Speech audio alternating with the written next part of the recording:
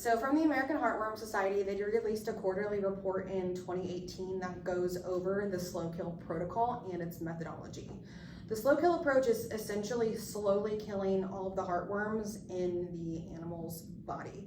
So the slow kill method is a dog is started on heartworm preventatives, oral, and they're given a monthly preventative and were with no intention of starting the melarsoline injections, either by the 2 injection protocol or the 3. So there's no intention to get any injectable medications. We're just doing oral to slowly kill. Some of the downfalls of this is it can take up to a year to come into full effect, or we can even see results from that. And in that year's time span, they're gonna have like significant pathologies develop. And that's definitely not something that we want to have happen for our patients. Also, another downfall is a lot of the adult worms are not killed. And if they are killed, its timing is very unpredictable. So we don't necessarily know the timing of when those adult worms are going to be, killed and taken out of the body. Another thing is exercise restriction. So this patient is going to have to be on exercise restriction for the entire length of the slow kill protocol. And for many animals, that's just not doable, especially for the pet and for the client. We read an article by Barbara Brody. She's a wonderful DVM who has a blog. She talks about a lot of the myths of how owners conceptualize the topic of slow kills. So a lot of owners think that it's safer because they're not getting injections. A lot of owners think that it avoids the activity restrictions because we're just giving them an oral medication and they can do whatever. It's not necessarily the case. And we know from research that it's not quicker. A lot of owners think that it is. And a lot of owners think that, the oral method with the slow kill is safer. And it has the same medical standards as the melarsoline injections. And we know from research that that's just not the case. Sounds good. Well, thank you for explaining that to us. Now that we know a little bit more about what the slow kill method is, tell me, Caitlin, is this something that you would choose to adopt for all of your clients and their pets? The American Heartworm Society does not recommend the slow kill method. The time it takes to clear an infection can be lengthy and requires monitoring and exercise restriction for the entire course of treatment.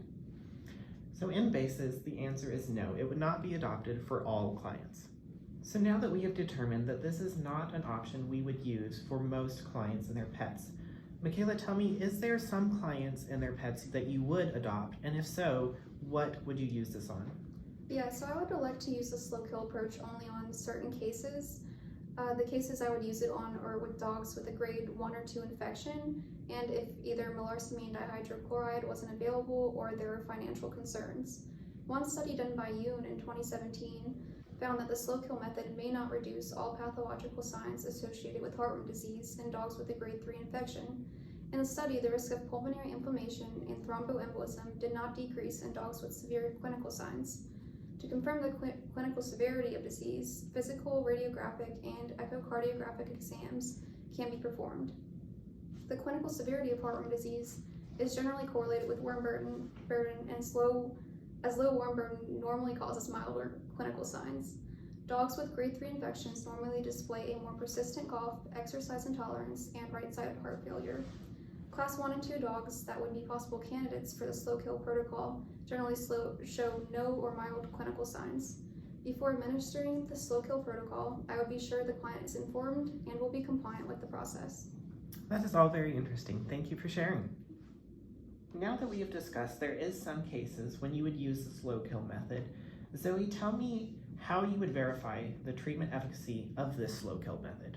So that's a great question, and what I first did to give a full answer is consult the 2014 Canine Heartworm Guideline Summary, which stated that that antigen testing is the most reliable method to confirm the efficacy of treatment regardless of the treatment method.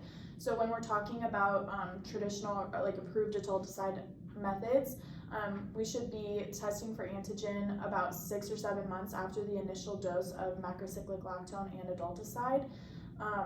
However, even if that antigen test is negative, it doesn't always mean that the patient doesn't have any heartworms. For example, if there are juvenile or larval heartworms still present, they might not be producing enough antigen to trigger a positive result on the antigen test.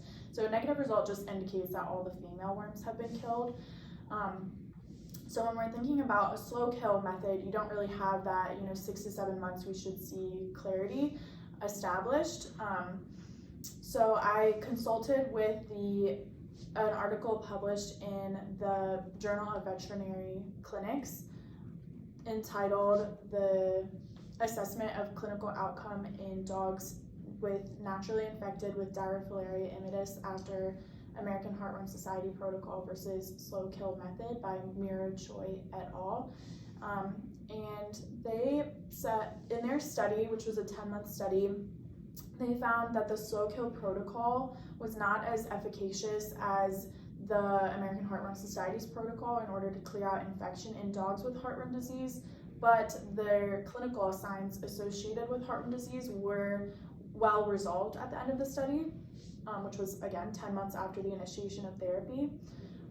They mentioned 2 other studies that found that the slow kill protocol cleared out infection in 80% of dogs with heartworm disease. The study that they underwent for the 10 months found that the infection was cleared out in only 33% of dogs based on antigen testing. And because, as I mentioned, antigen testing would just indicate that all the female adult worms were cleared, it could even be less efficacious than that. So that's kind of where I would start and hypothesize treatment efficacy for the slow kill method. Well, thank you for sharing that information. And we hope that after this discussion, you have a little bit clearer idea of what the slow kill method is, when to use it, and the efficacy of using it.